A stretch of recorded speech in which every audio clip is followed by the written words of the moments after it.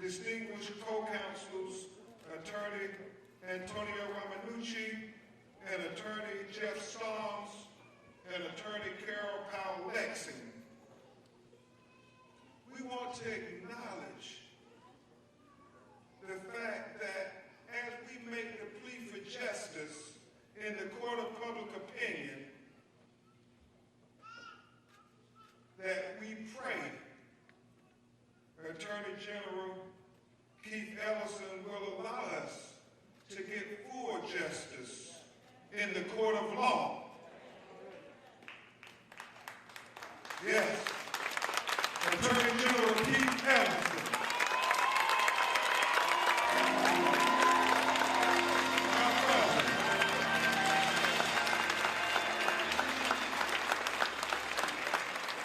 And maybe that's appropriate, Reverend Daunte Wright. Before I make this plea, Attorney General Keith Ellison worked in tandem with our civil rights legal team, the activists, and the activists. We have to acknowledge the role that the activists play, the freedom fighters on the front line.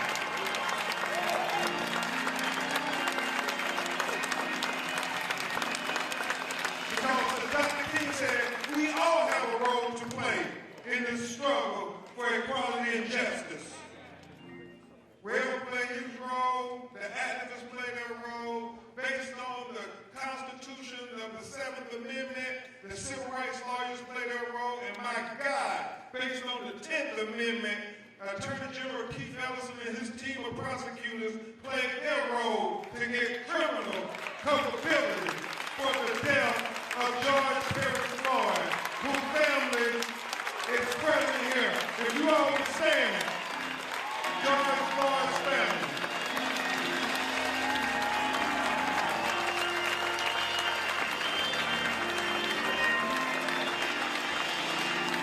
Step out front for a second. George Floyd family, step out front for a second. Just for a second. Minneapolis, thank you for not letting the legacy of George Floyd end with that video we saw taken by Darnella on May 25th, 2020. But nevertheless, it ended with a precedent that we all can follow, that marginalized minorities, and especially black people, have a right to get full justice, not just partial justice.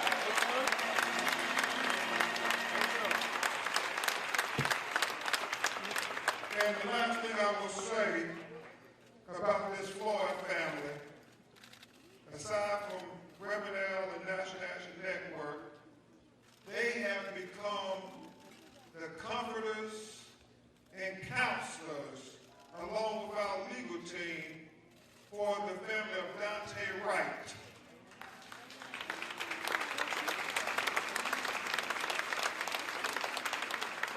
You see, Mark Morales is so profound that just this time last year, Mayor Fry, just this time last year, Reverend, you remember this time last year, they were being introduced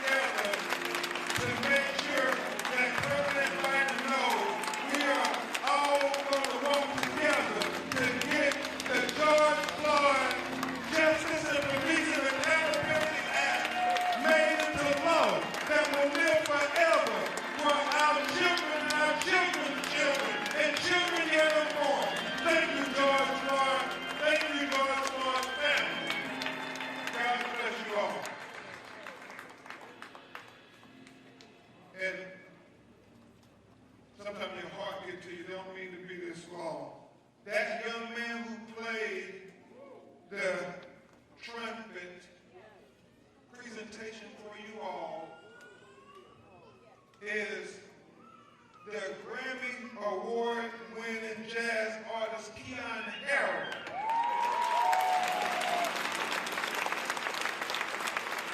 Keon, what are you saying? Let's come here for a second, Keon.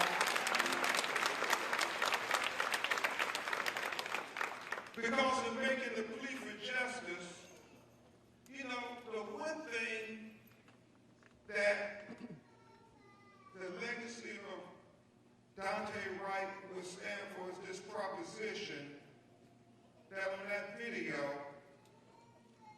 we did not see the police officer de-escalate.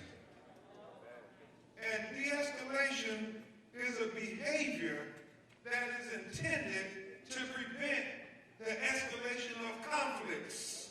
So, Katie and Aubrey, what we saw in the video with Officer Potter, this 26-year veteran, was not an exercise in de-escalation. I would submit to you, my co-counsels, that it was an exercise in escalation. But if you want to see an exercise in de-escalation,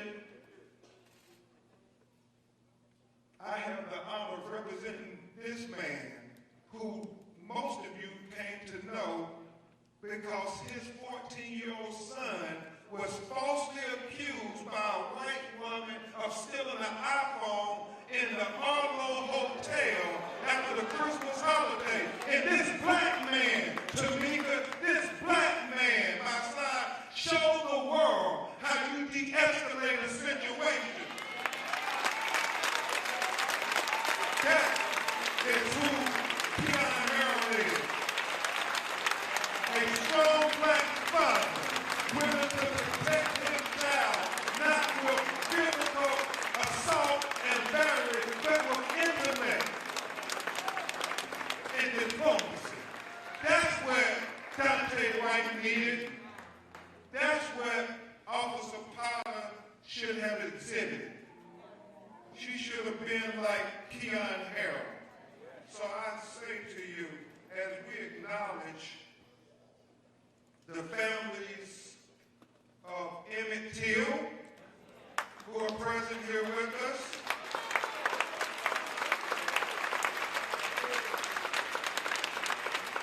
and the family of Oscar Grant, the famous man, because such similarities. You remember in Oscar's case, the police officer said they were reaching for a taser 12 years ago. I think about George Floyd tragedy, and I read Riverdale, they said, what is the difference 30 years later between Rodney King, that we saw on video get brutalized and dehumanized and tortured by the police, and George Floyd, who we saw on video get brutalized and dehumanized and tortured by the police? And the answer was quite simple. It was the quality of technology has gotten better.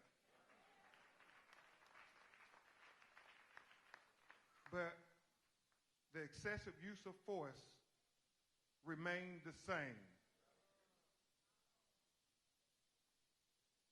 When you think about de-escalation, it's based on behavior. It's based on your behavior. Your behavior of a situation many times is based on your perspective. How you see a thing. I'm reminded Senator Klobuchar of Ava DuVernay's How They See Us. The legacy in the court of jurisprudence will be, how did Officer Potter see Daunte Wright, but more importantly, how does America see our children? Because if she saw your child, Katie, like she saw her child,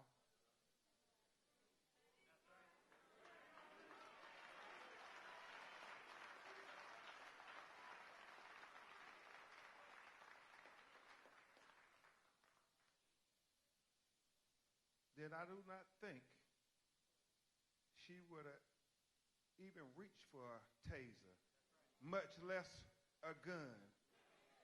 Because when they see their children, they see their future.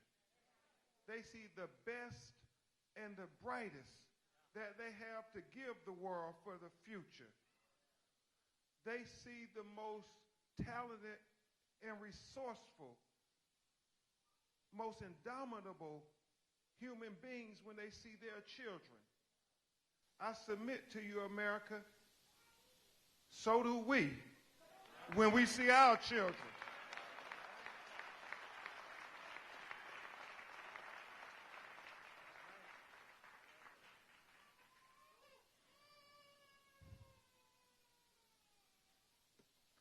I have been notified that Philando Castile's mother is present here. Let's please acknowledge her.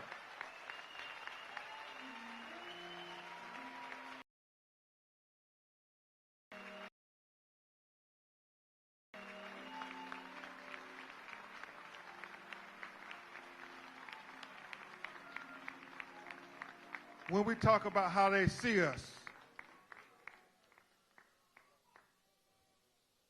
so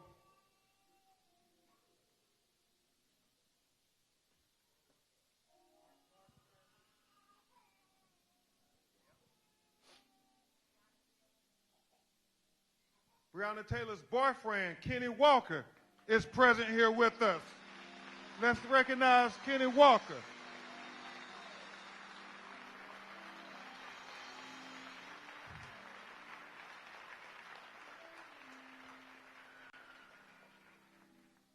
All of those who are attached to people who we loved, that the people who were supposed to protect and serve them could not see their humanity, our children. So I'll say in conclusion, in this plea for justice, I remind you again, as I did yesterday, of what Dr. King told us. Because at some point, Daunte Jr. is going to get old enough to watch that video of how his father was slayed so unnecessarily. A misdemeanor. A misdemeanor. Reverend Al, it's too often that traffic stops end up as deadly sentences, a death sentence. We're going to have to make sure that Daunte Jr. know that we stood up for Daunte, his father. And it is so clear to me that we can't worry about what people say about us as we stand up for our children. Dr. King said that the coward will ask the question, is it safe? Then he said expediency will ask the question, is it politically correct? Then he said vanity will come along, Bishop Howell, and ask the question, is it popular? And then he said conscience will come along and ask the question, is it right? And Dr. King concluded, there comes a time when one must take a position that is neither popular nor politically correct or not even safe. But there comes a time when one must take a position because your conscience tells you it is the right thing to do.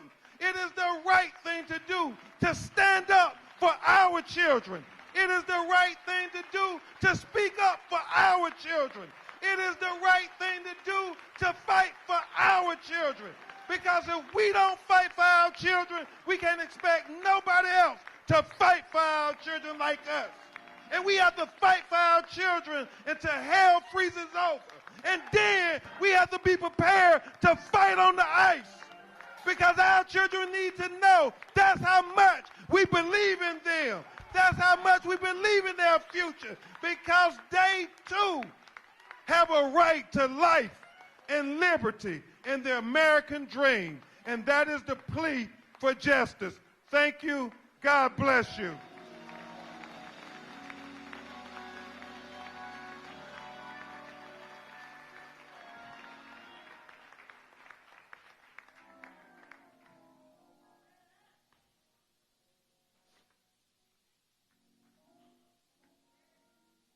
Katie and Aubrey, as I prepare to have reflections and bring you all up to reflect on the blessing that God gave you to bring into this world, I want to take just a moment to acknowledge the family of Jamar Clark, who came here to be with you all.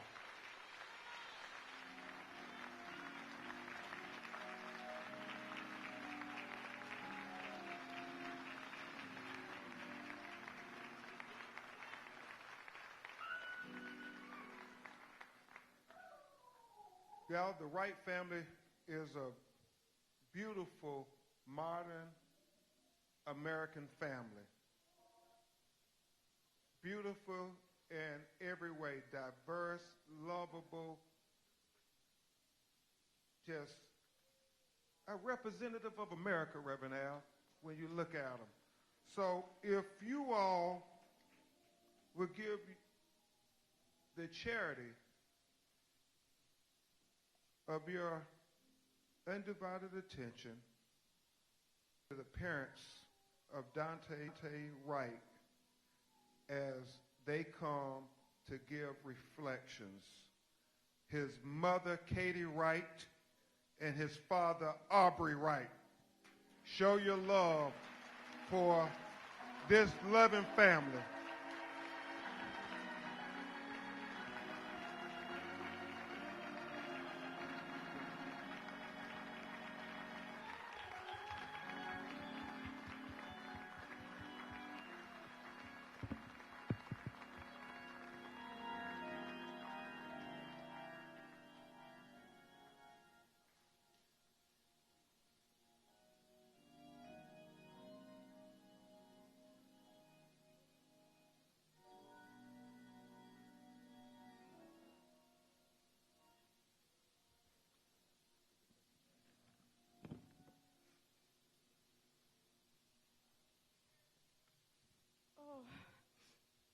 I sat up until 3:30 in the morning, so nervous and scared about what I was going to stand up here and say about my son.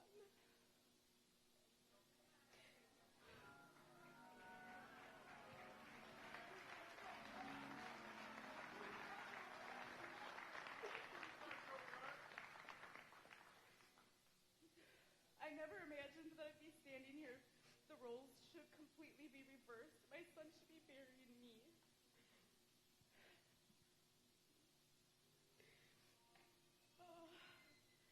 My son had a smile that was worth $1 million.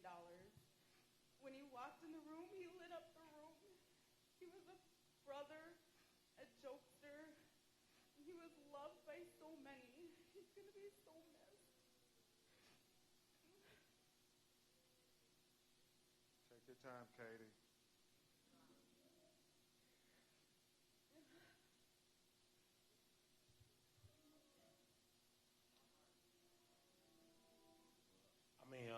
I don't really speak much, but words can't even explain how I feel right now. You know, that was my son. I'm going, man.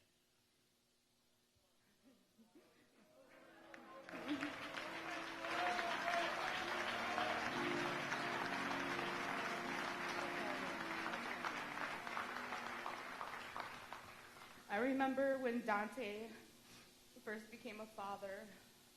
His son was born at 28 weeks along, so he was premature. And the joy that Junior brought to Daunte's life was truly amazing. He was so happy and so proud, and he always said he couldn't wait to make his son proud. And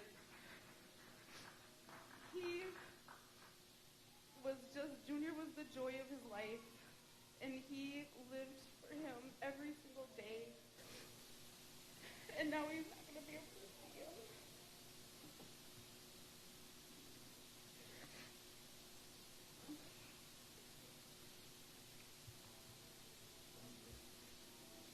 God bless you. Thank you so much.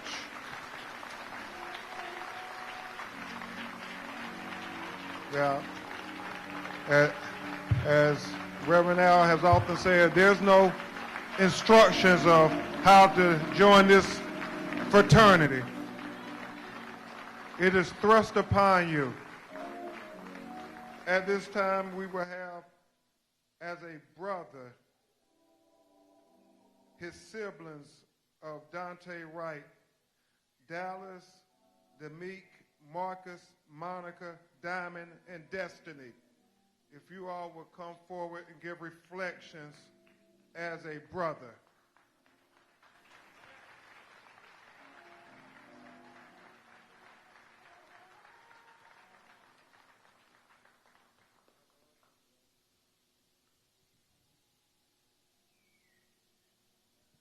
This beautiful American family.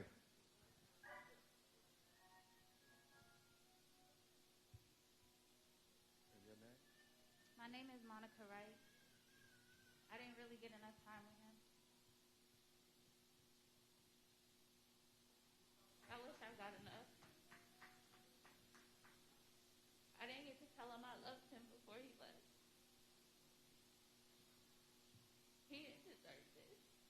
He was so loved by everybody. Do y'all look around and see how big our family was?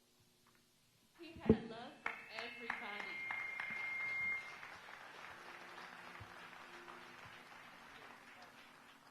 Y'all,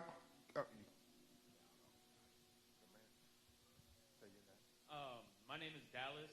I'm one of Daunte's 3 older brothers, and we were pretty much closest out of the 2. I spent a lot of time with this man, and every holiday is not going to be the same anymore without him being here. He was literally the life of the party.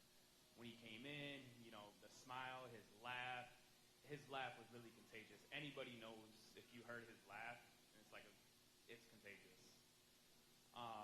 But I am going to miss this man so much because he was literally my best friend through thick and thin, through all the late night conversations we had about him trying to better himself as a man and the man he wanted to be for Junior. We talked for hours on it, and he was doing that, and I was so proud of the man that he was becoming, and he was going to make an amazing father to Junior once Junior got older throughout the years, and I love my little brother to death.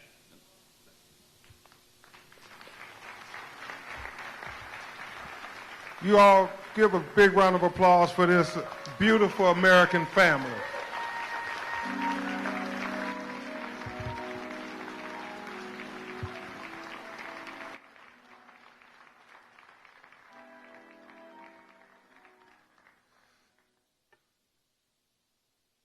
Attorney Ramanucci, as his Aunt Nisha said, everybody talked about that big smile he had. That big smile. And how he lighted up the room.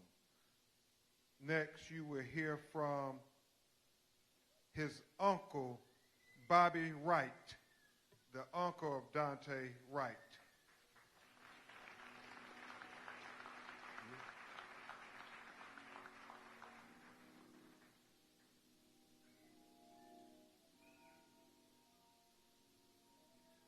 Is he coming along now? Or is somebody coming with him? Okay.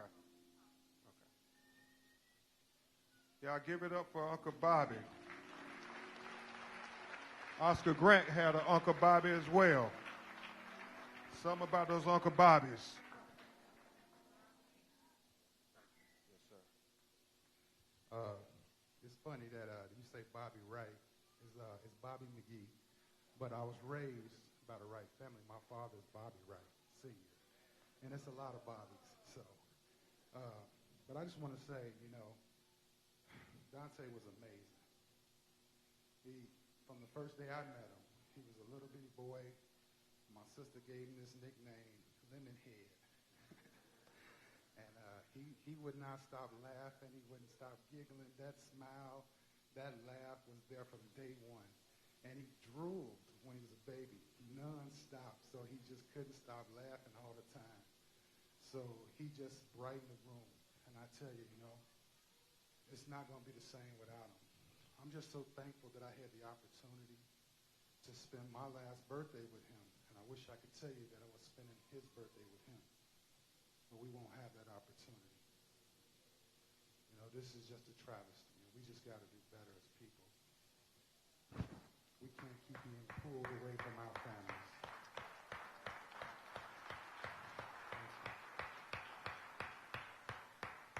I actually wrote something for him, but you know, with all this going on, I just don't know if I can do that part, but I love you. I love you, Daunte, and we will see you again.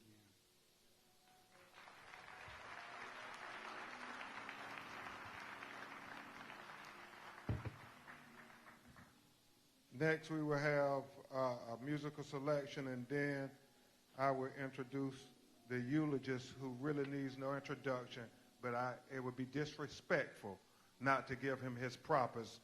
Now we'll have the musical selection.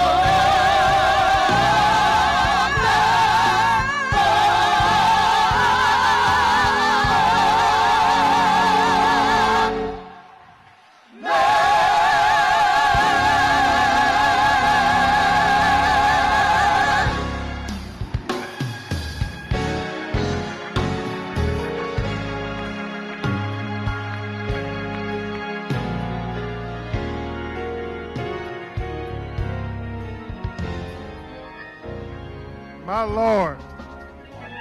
My Lord. Y'all, thank Bishop Howell and his incredible choir from Shilo Temple International Ministries.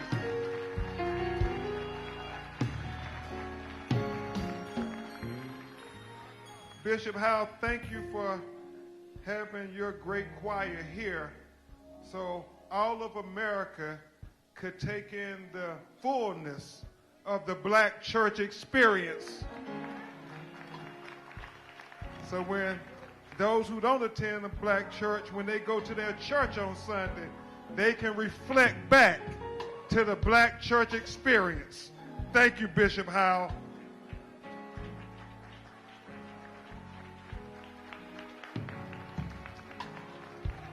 Amen.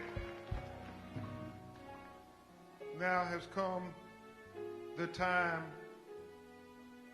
when we pay the highest respects to Daunte Wright with the eulogy.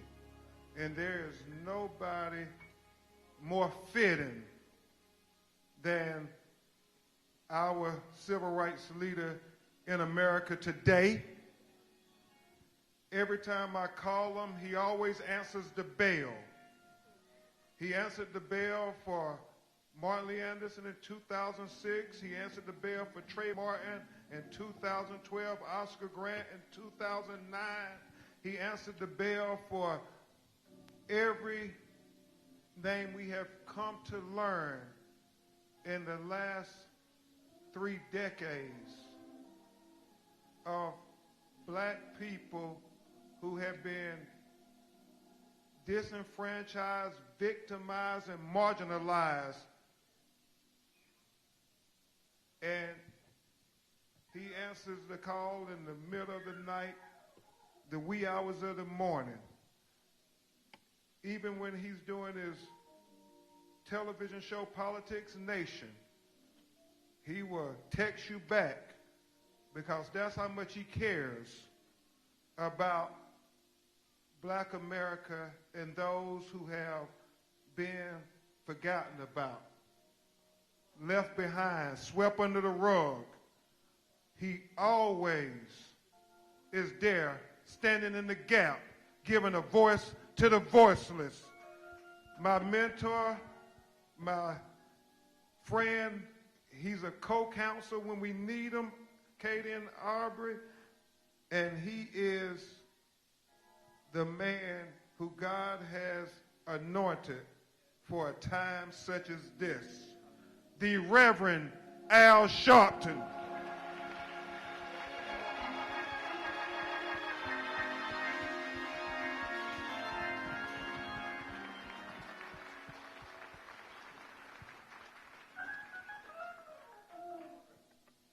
Give an honor to God, to our pastor. Give a big hand to Bishop Howell.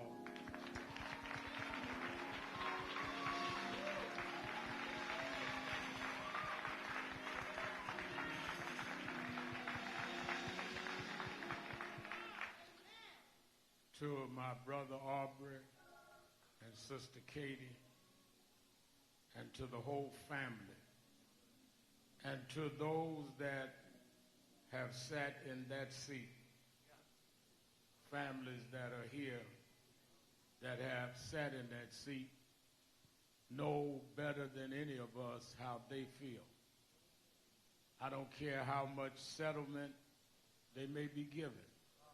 You can never fill the hole in their heart that was caused for no reason. And that is why they're here. Give those mothers, fathers, and uncles of victims that come today a big hand.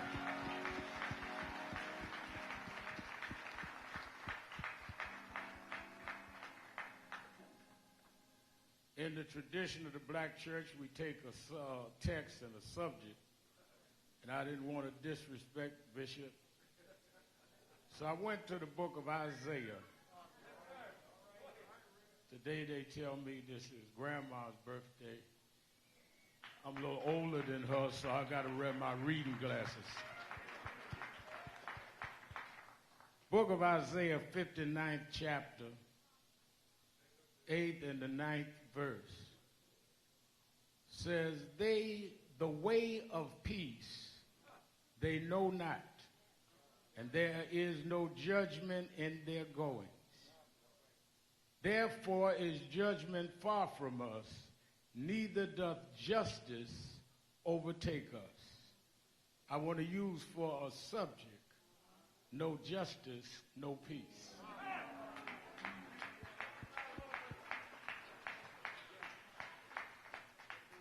(1986) in a section of Brooklyn called Howard Beach. A young man named Michael Griffith was killed because they said that they didn't allow blacks in the neighborhood. Some of us went out and marched.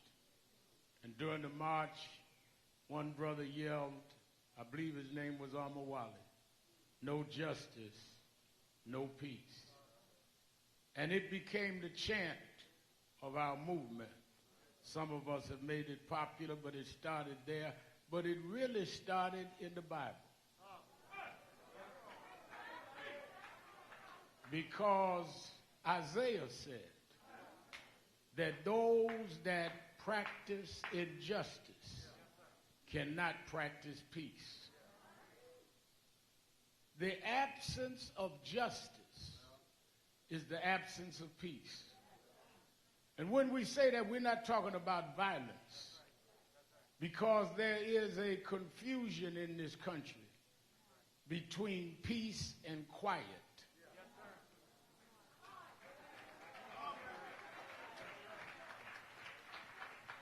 Some of us are told to shut up and just be quiet. And you call that peace, but peace is the presence of justice. You can't tell us to shut up and suffer. We must speak up when there is an injustice. I remember as I was riding here and I saw someone, and as I got out the car to meet the family to ride to the church, heard a man say, I've not seen a funeral procession like this since Prince in Minneapolis. I said, well, we came to bury the Prince of Brooklyn Center.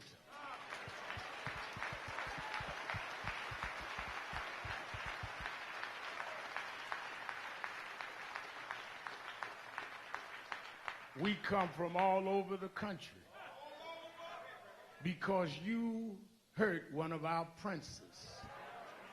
That's why we're in this temple with purple all over, because it represents royalty. You thought he was just some kid with air freshener. He was a prince. And all of Minneapolis has stopped today to honor the Prince of Brooklyn Center.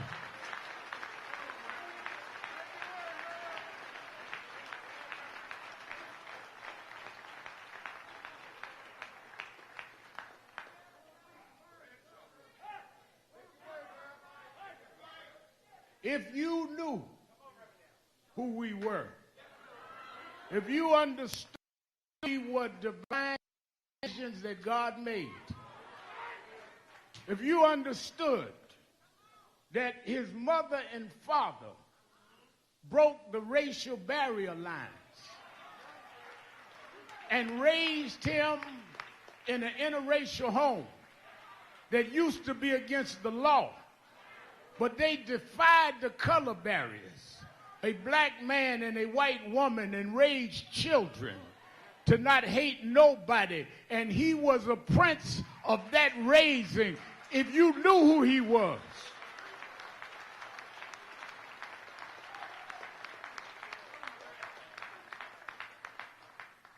You have been caught with mistaken identity. You keep thinking that we are somebody we're not. They tell our young folks to don't go to the streets and march, when marching and protesting is a way of correcting the injustice Isaiah talked about. You can't go to protesting is a way of is a way of correcting the injustice Isaiah talked about.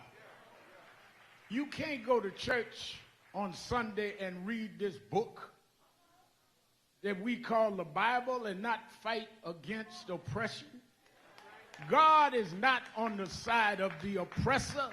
God is on the side of the oppressed. For every Pharaoh, there was a Moses. For every Nebuchadnezzar, there was a Daniel. For every Belshazzar, there were 3 Hebrew boys. For every Herod, there was a Jesus. We come in the tradition of what God's plans was, and when you oppress us, we must stand up.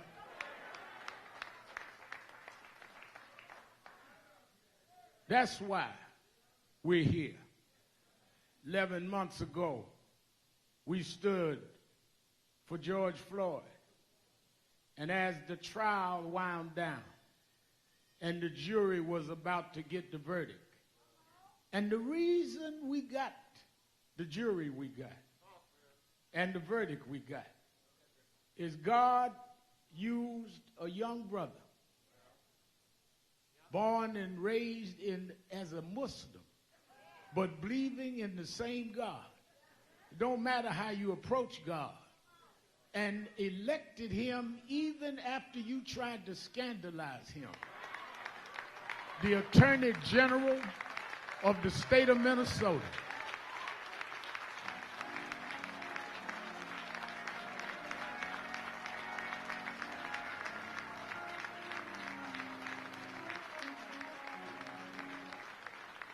God doesn't use folk without letting you test them. Everybody that God calls, he lets you baptize them in fire. They indicted Martin Luther King. It only got him ready for what he did. Every time you are under attack, you just getting ready because God wouldn't test you if he wasn't going to graduate you. And he was being tested and elected so that he was prepared to take the attacks when he stood up for George Floyd and was able for the first time in the history of the state of Minnesota to convict a white policeman for killing a black man, 2 murder convictions and 1 manslaughter conviction. God has turned the page in the state of Minnesota, and we're never going back no more.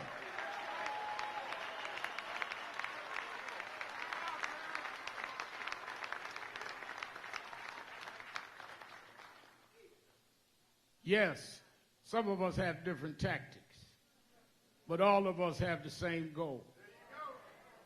Talk about some of y'all are civil rights, some of y'all are street activists. We all street activists, and we all civil rights. Some of us young, some of us old, but we all the same. They don't discriminate us because of age. And that's why when I talked to Brother Aubrey and told him that we'd be there for him whatever he needs, because we see this young man as royalty. When Ben Crump called me the other night and told me that they were winding the trial down, you better come in. I had certain obligations and I had to fulfill them in New York, couldn't get here the way I wanted. I called one of my wealthy black friends. He said, I'll send you my plane. Some of them got on Twitter talking about why I'm on a private plane. Because I'm that kind of guy.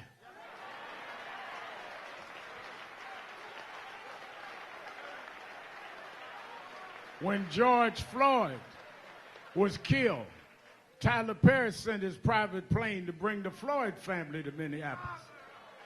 Robert Smith sent a private plane to bring Eric Garner's mother and me into Minneapolis. We ain't in the back of the bus no more.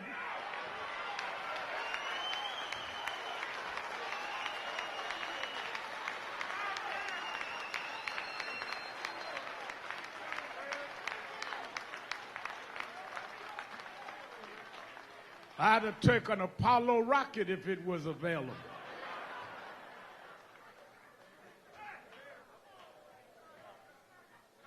Every crisis must be answered, though, with real change. Yesterday, the Attorney General Garland announced a study of the practices in Minnesota. And that is going to lead to where it goes. But now we are fighting for a federal law. Why federal law? Because if we keep having to fight state by state, we'll never solve this. The generation before me, they boycotted in Montgomery against the segregation laws in Alabama. And they boycotted the bus company. 1955, they started December 1st. And for a solid year, they wouldn't ride the bus. They said it was better to walk in dignity than to ride in shame. And they broke the backs of Alabama's segregation. But Dr. King and Dr. Abernathy and Rosa Parks said, we can't stop there. We got to have federal law. And they went their way. Then some young students, the young folk of that day, they became freedom riders, and others did other things. And it took 9 years, and they got the Civil Rights Act federally that made it against federal law, Congresswoman Omar, to discriminate. Well, we've gone from all of these abuses, from Oscar Grant and Amadou Diallo and others, all the way to Philando Castile right here in Minneapolis area. We struggled through all of that, but we are going to now, in his name, in the name of Daunte, we're going to pass the George Floyd Justice in Policing Act as federal law. We are going to make it against the law all over this country to keep bringing us to funerals for our young princes. This is not a Republican or Democratic thing. Isaiah said it's about justice. If you believe in justice, it's time for the federal government to reflect the will of the people. You couldn't have a better picture than to have two people that crossed the color line and raised children to be somebody, to stand up and embrace them. You couldn't have had a better example than the Floyd family that wiped tears from their eyes and stood up with dignity, even as they watched them smear their brother, their uncle, their father. We've always had to take the smearing, Keith Ellison, but behind every dark night, the sun will shine.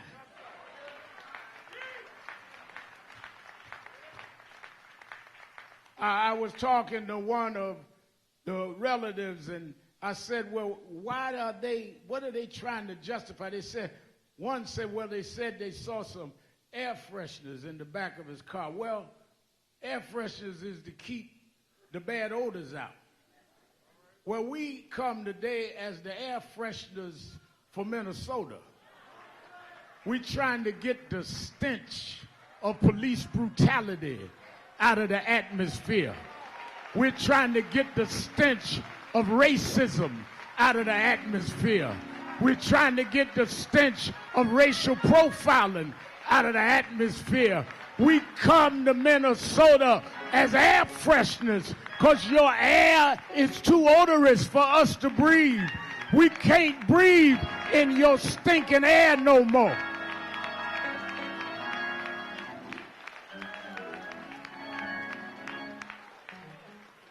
I know we got to get to the cemetery, but let me tell you this. The time has come for America to stand up and bring a new day to where we don't have to explain to our children what to do when the police stop you. It's time to bring a new day where we don't have to videotape when we see a badge, but where we know that they're there to serve and protect, not treat us like we've been convicted. The time has come for police to understand they're not above the law. They're to enforce the law. And if you can't live up to the badge, don't take the oath and put it on. When we put that badge on you, we expect you to act like somebody that is civilized and respectful.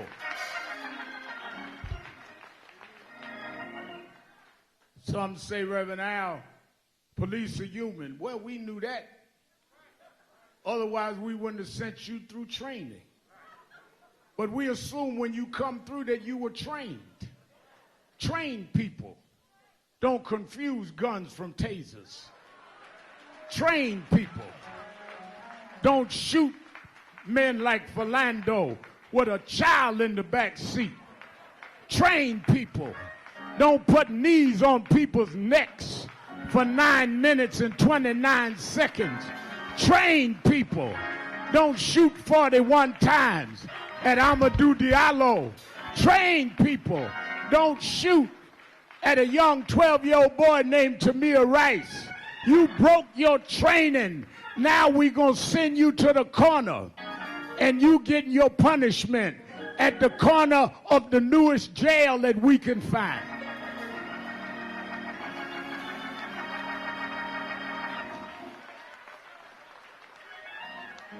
So as we celebrate this young man's life, 20 years old, not even reaching his mid-20s, his mother and father heartbroken, his siblings heartbroken, but they will be comforted knowing that because of this sacrifice that is going to change the laws of the land, children unborn is going to know his name.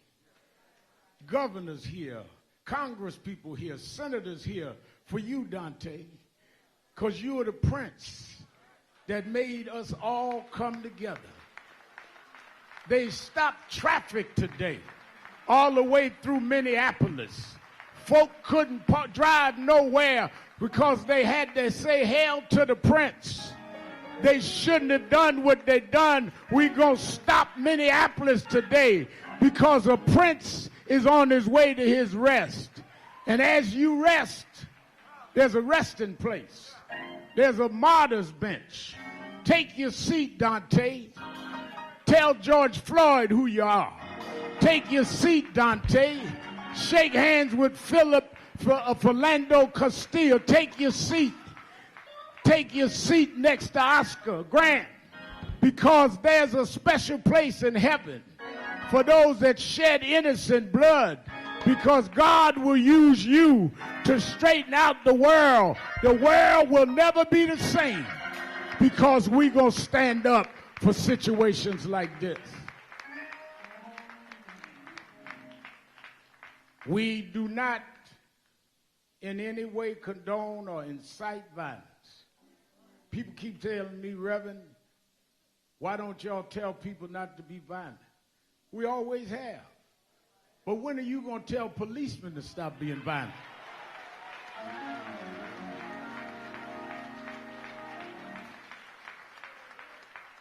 Problem is not us talking to our youth. The problem is you talking to your bad cops. Now, all cops are not bad. I saw 10 get on the stand the other day and testify against another policeman. That's why no change is here. When you see the blue wall of silence tumble in a courtroom in Minneapolis, when policemen understand that they are committed to the oath rather than to their colleague, that's when we know a breakthrough is coming. That's when we know we can pass the George Floyd bill, because folk are not going to lie on you no more. And next time you get ready to pull your gun, next time you get ready to bend your knee, put in your mind the picture of the man taking the handcuffs and making Chauvin put his hands behind his back and walked into a penitentiary and learned that you will pay for the crimes you commit.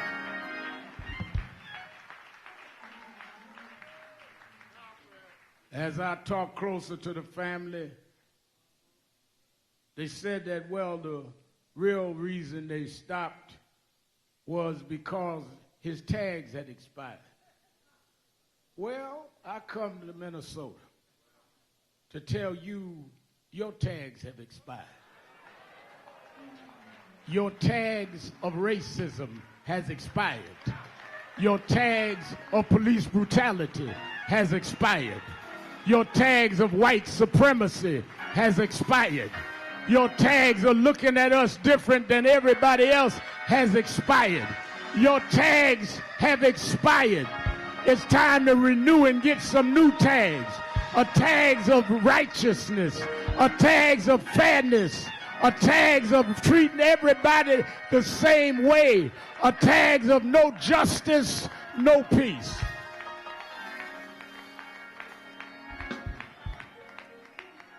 Lastly, when I come to Minneapolis, 3 days after George Floyd was killed, lynched by knee, I went to one of the marches, and I saw almost as many whites as blacks. Now your children are doing what you wouldn't do, standing up for justice. We called Martin Luther King III National Action Network called a march in Washington, August 28th, the anniversary of his father's march. People told me, don't call it, it's a pandemic. It's going to be a super spreader. But 204,000 people came. We tested them all. We did all we were supposed to do to see what way we could avoid any breaking out of COVID coming in.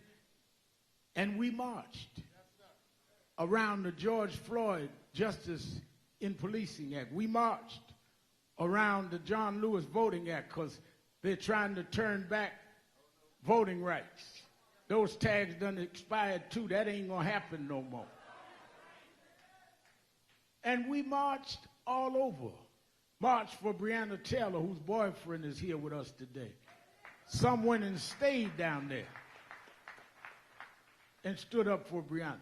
Getting ready to go march for Pamela Turner, May 13th in Texas. I hope y'all live in Texas. We on the way. Because your tags have expired. We're going to stop by North Carolina where a young man was shot yesterday. We're going to look in Columbus, Ohio. Your tags have expired. We're going wherever you show up because your tags have expired. In the name of the prophet Isaiah, we are not going to be quiet as long as there is no justice. I want you to know that this Bible that you claim you believe in, you need to stop quoting it and start reading it. It's a Bible of justice. And if you don't understand it, talk to some of us that read it straight. I know y'all had a president that holds it upside down, but turn it right side up.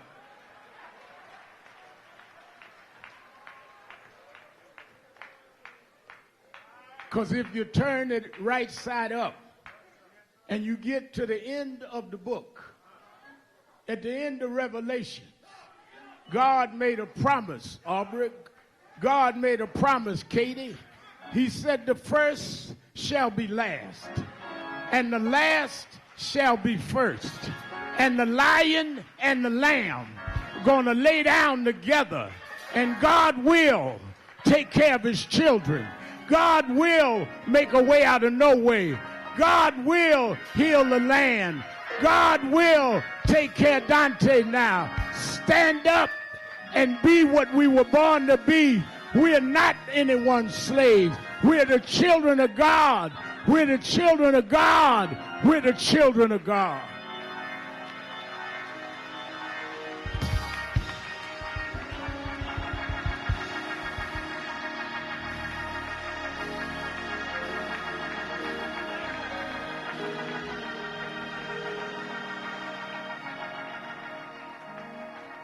Before we leave,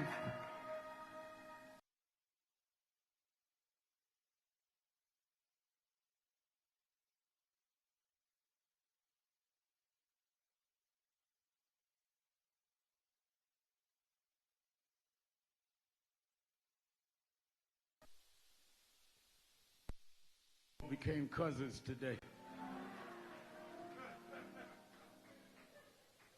We want the family first, but we want some of those that have come to recognize the princely state that we're here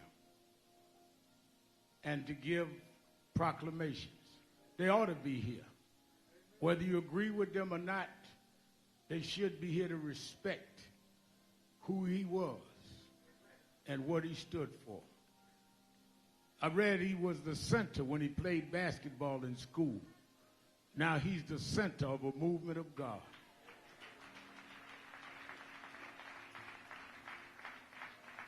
I want his brothers and sisters to keep your mother and father covered, because it won't be long for these crowds will be gone.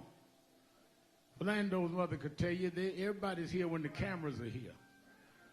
But when the cameras go, a lot of your new cousins ain't gonna be there. And y'all gonna have to keep the family together. This police woman is charged. You're gonna have to go through a long trial. And they're gonna try things to not have a trial. But stay by your mother and father. Some of us will be here. And others will come when the cameras come back. I don't worry about the cameras. I got my own TV show. I ain't trying to get on TV. But stay strong and stay together. I saw his auntie on TV. She preached better than any preacher up here. Stand up, auntie.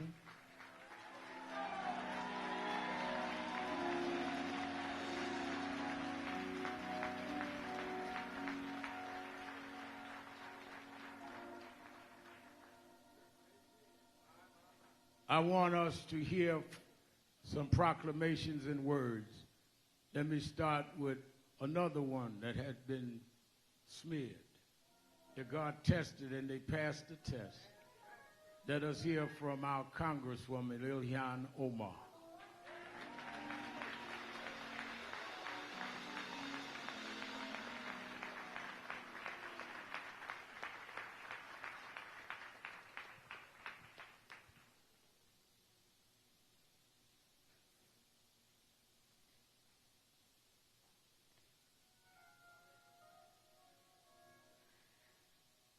Assalamu alaikum, everyone. Thank you, Reverend Alsharpton, for being here and for that beautiful eulogy. Most of us in this room, including myself, look at you as a guardian and are blessed to be in your presence.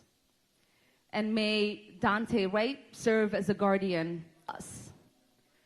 But as a member of the Congressional Black Caucus, as one of the youngest and newest members of the Congressional Black Caucus, I also have guardians.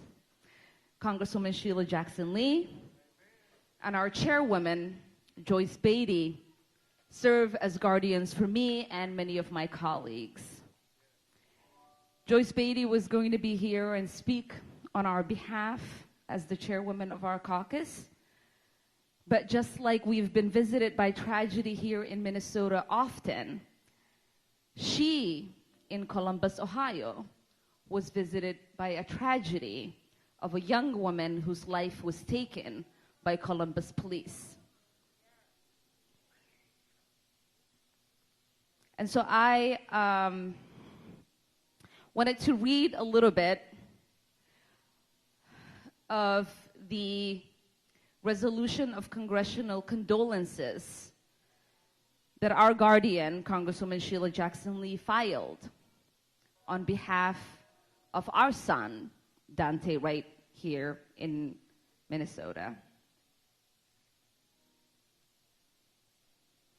Whereas Daunte Demetrius Wright attended Thomas Edison High School in Minneapolis, which I'm an alum of, and Blaine High School in Blaine, Minnesota. After high school, he studied at the University of Minnesota, Twin Cities in Minneapolis. Daunte Demetrius Wright had a son born in July 2019. Daunte Demetrius Wright named his son Daunte Demetrius Wright Jr. And we are today comforted by the words of our Lord in the Revelation 21-4, which says, "And God shall wipe away all tears from their eyes, and there shall be no more death, neither sorrow nor crying, neither shall there be any more pain, for the former things that passed away."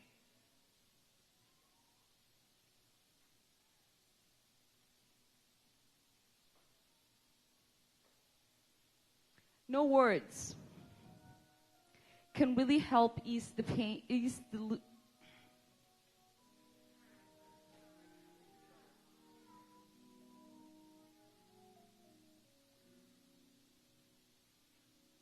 no words can really help to ease the loss you bear. Just know that your family and friends are very close in every thought and prayer. May the outpouring of sympathy, the kinds of acts of friends and strangers, the comfort in knowing that your loss is felt by many, help you through this.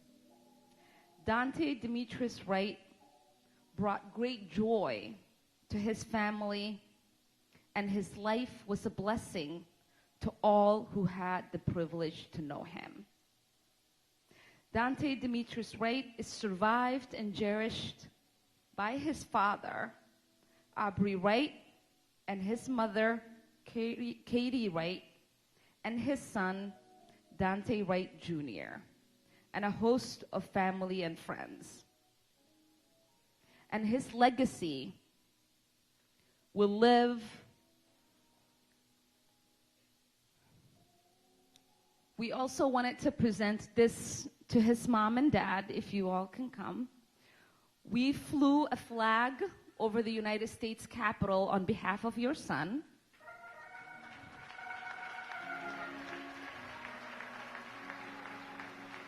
And I wanted to present the flag to you.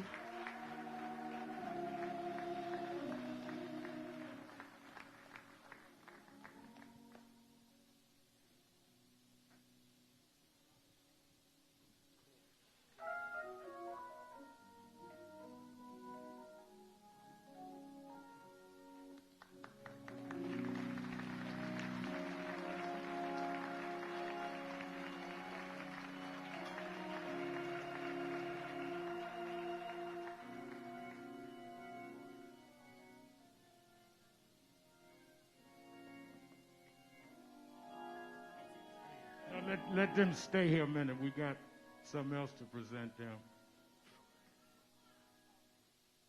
All of this they deserve. When George Floyd was killed and we wanted the best prosecution, my mentor, Reverend Jesse Jackson, and I called the governor.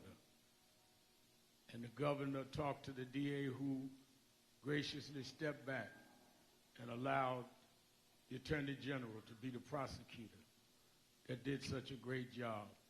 And the governor is here with us today for the proclamation from the state.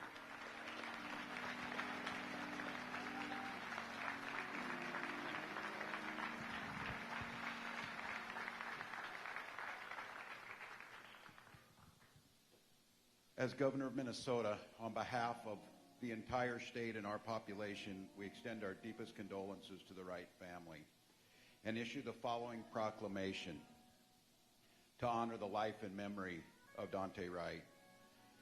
Whereas Daunte Wright was beloved by his families, neighbors, community, and had his entire young life ahead of him, we mourn that loss. We know that this tragedy is connected to the deep and systemic racism in our society that black people in Minnesota and across this country face every single day. While nothing will bring Daunte Wright back to his loved ones, we must continue to enact real, meaningful change at the local, state, and national levels to fight systemic racism so that every single person in Minnesota, black, indigenous, brown, and white, can be safe and thrive. We must be steadfast in our accountability to change from the top to the bottom and not rest until we create a different future for Daunte Wright's son and every other child like him. Now, therefore, I, Tim Walz, Governor of Minnesota, had ordered a moment of silence for 2 minutes across the entire state of Minnesota at 12 p.m. on Thursday, April 22nd, to honor the life and memory of Daunte Wright and his family and friends as they lay him to rest, and remember that every person whose life has been cut short due to systemic and racism and discrimination will not be forgotten.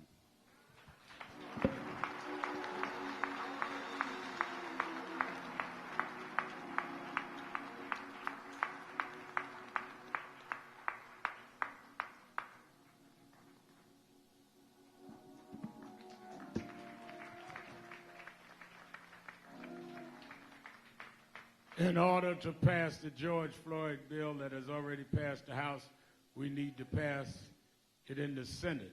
We have the advocate from the Senate, your senator in Minnesota, Senator Amy Klobuchar.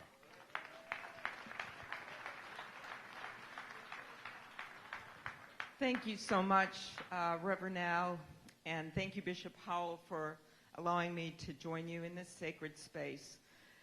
Thank you to Mr. and Mrs. Wright, and asking me to close out by saying a few words in your son's memory. I don't have a proclamation for you to give in a piece of paper. I've got a proclamation in the Senate, and that is that we must pass the George Floyd Justice in Policing Act. You know, there's a photo of your son, of Daunte, that many Americans have seen by now. He's standing outdoors on a sparkling day, holding his son, Daunte Jr., and he's got this big smile on his face, smile that you said, Katie, would light up the room. We see the lively, outgoing young man who always made people laugh, who was lovingly voted class clown his freshman year by his high school class. We see the basketball fan whose left-handed shot would make any coach proud. Most of all, we see Daunte's radiant love for his family as he holds his baby boy. In the photo, Daunte Jr. wears a colorful bib with polka dots and a bow tie, and the words "First Birthday" printed in cheerful letters across the front. And that's when we see the enormous hole Daunte leaves in the world. That's when we remember that he won't be there for his son's second birthday or high school graduation or to see those grandkids. Racism in this country is not isolated. It is systemic. And so when we ask ourselves why Daunte Jr. has to grow up without a dad, when we think about what could possibly fill this hole Daunte left in the world, we come up empty. Instead, we find a much bigger hole where justice should be. That word is so heavy on our minds this week, justice. 2 days ago, in a courtroom not 10 miles from where Daunte was shot, a jury found Derek Chauvin guilty of the murder of George Floyd, and the nation owes a debt of gratitude to the Floyd family. Thank you for being here. To my friend, Attorney General Keith Ellison, who's, by the way, Reverend Al, if I could introduce his family, Keith's family, who has had his back right there, if they could stand up. Keith's family, his wife Monica, they had his back through everything. and to Ben Crump, Reverend Al, Reverend Jesse Jackson, all those in my state who have been warriors for justice. And yet, while this was a historic moment for our country, we cannot confuse accountability for justice. Because true justice is not done as long as having expired tags means losing your life during a traffic stop. True justice is not done as long as a chokehold, a knee on the neck, or a no-knock warrant is considered legitimate policing. True justice is not done as long as black Americans are killed by law enforcement at more than twice the rate of white Americans. And to use your words, Katie, true justice is not done as long as your son isn't coming home for dinner. Our hearts ache for Daunte in part because so many people in this room and throughout our state can imagine being 20 years old, driving around their neighborhood on a Sunday afternoon, yes, even with expired registration tags, yes, even with an air freshener hanging from the rearview mirror. Many young people can imagine calling their mom when they need insurance information or when they're scared. But only some can imagine being shot by a police officer during a traffic stop. Only some could imagine that this phone call would be their last. Only some live with that fear every single day. And that, Mr. Crump, as you know, is the definition of injustice. During that groundbreaking trial, George Floyd's family members, a store clerk, a firefighter, passerbys, as well as you noted, Reverend Al, a number of police officers testified about George Floyd and what happened that day. They told the truth. They said it was wrong. And we heard Darnella Fraser, a teenager who testified having witnessed George Floyd murder, say, "It's been nights I stay up, apologizing for George Floyd for not doing more." Could she have done more? No. It was not on her to change what happened that fateful day. And it's not on people who nearly a year later happened to be at the intersection of 63rd and Orchard in Brooklyn Center to change what happened to Daunte. It is on us as leaders in our communities, in our neighborhoods, as lawmakers. We can do more. We must do more, because for too long change has come inch by inch when we should be miles ahead. It is time for Washington, D.C. to move forward on police reform and pass the George Floyd Justice in Policing Act. We must make policing more accountable. We have to change police training and standards, including banning chokeholds, which my colleague, Senator Smith, is leading the bill to ban chokeholds. Along with myself, she is up here with me on this stage. We have to change the status quo so that driving while black doesn't result in getting shot. This is the urgent task before us, not for tomorrow when I go back to Washington. Not for tomorrow, not for next year, but for now. True justice. So as we remember Daunte's life and grieve his death, we must repair what's broken in this country and make sure class clowns and basketball fans, doting fathers and caring sons remain with us in body, as Daunte now does in spirit, Mrs. Wright. And we won't rest until justice, true justice, is done. That's my proclamation to you.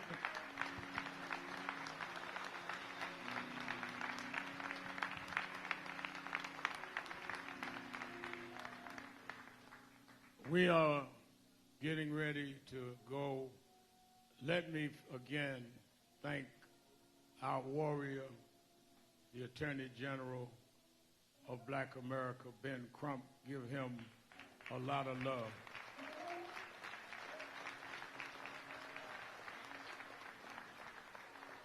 A day before the final funeral of George Floyd in Houston, then candidate Joe Biden came to Houston and met with the Floyd family and Ben Crump and I, and showed us sensitivity. He's called them since then. He's met with the civil rights organization heads, convened by Mark Morial, the president of the National Urban League, who's here. And he said he would meet periodically. And we're calling on the president to meet. There needs to be a White House meeting on how we deal with these police incidents, one right after another, that he and the vice president are committed to. There needs to be a meeting with the Attorney General. We called for it right here in this funeral this morning. We have many mayors here, and we're glad that they're all present, and we are happy that you're here. We want the family to go out first. The ministers will lead them out. Then I want activist groups, not just those of us that are known, but those that's been marching in the streets that made this happen.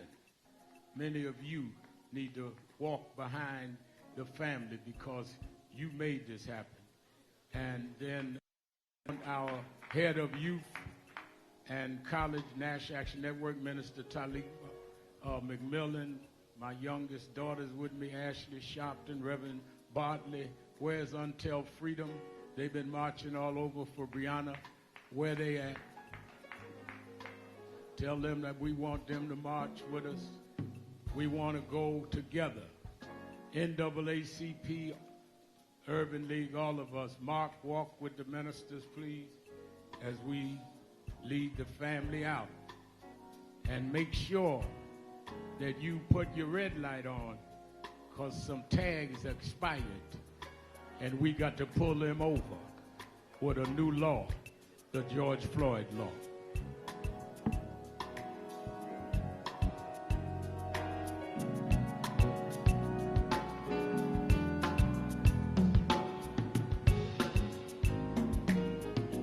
The Lord bless you and keep you. The Lord make his face to shine upon you and be gracious unto you. The Lord lift up his countenance and give you peace. In Jesus' name, amen.